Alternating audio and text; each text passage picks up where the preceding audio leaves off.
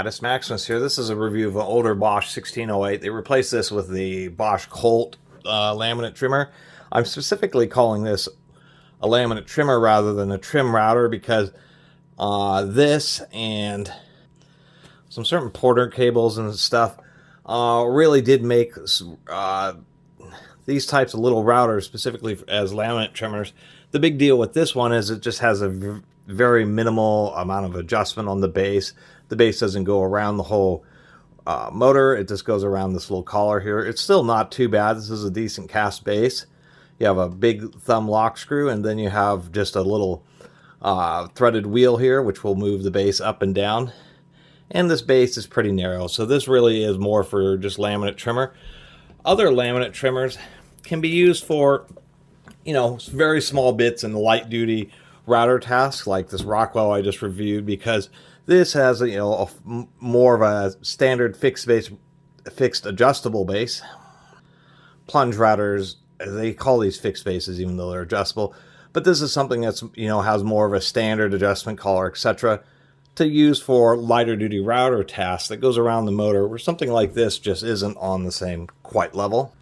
I mean, this is pretty well built. It's just the fact that it doesn't have, once again, the base doesn't go around the motor. You don't have very much. You only have like an inch of actual travel, etc.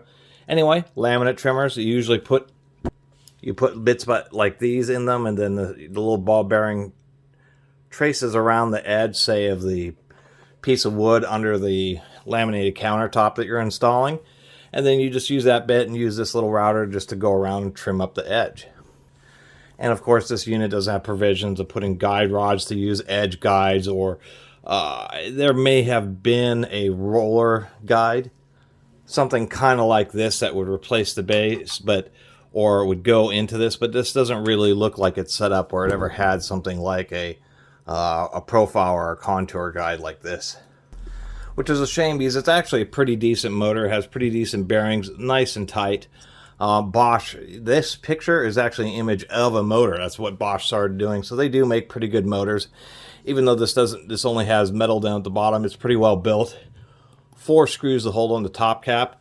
Does sit on the top so you can change the bits more easily. But once again, pretty small and narrow base, but surprisingly powerful. So this is an older one. This was after the Skill and Bosch merger, or when Bosch bought Skill, but still one was made in the USA. This is a built-in Chicago tool, 5.6 amps, rated at 600 watts, so quite a bit of power.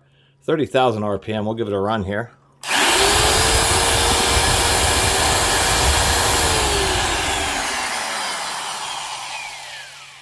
So it's a bit noisy, but not too bad.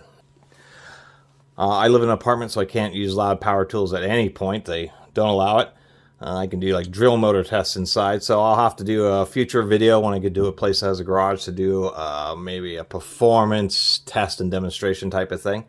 So this is just going to be a relatively short, just bench video, just talking about and showing how, even though this is pretty cool as a laminate trimmer and actually is probably quite overbuilt, it's still, you have better options with ones that are more like mini routers, where you can do more general kind of routing tasks and have more availability of accessories.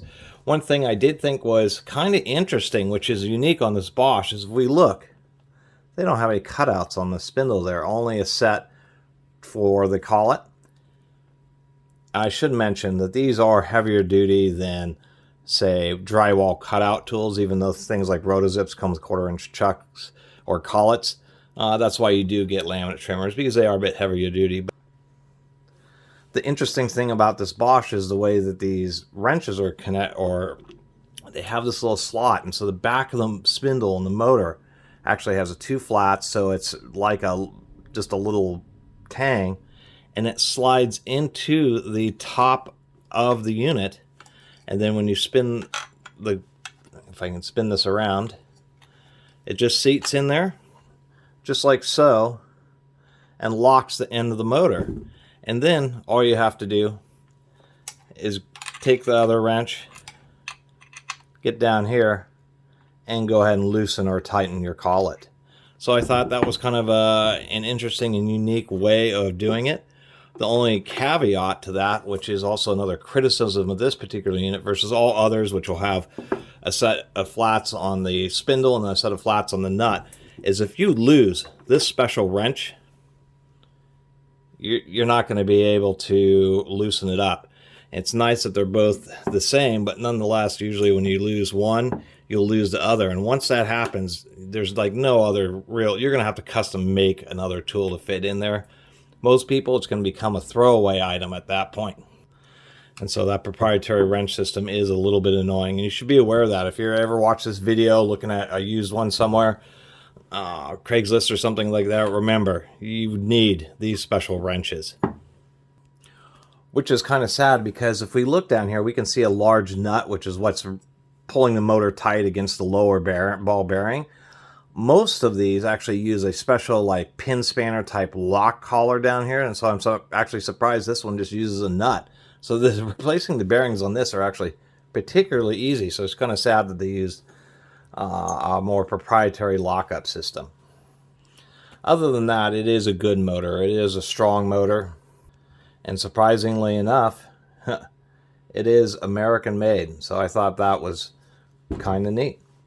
Anyway, I really appreciate everybody who's been watching and subscribing. And if you haven't subscribed, please do. Till next time, Catus Maximus out.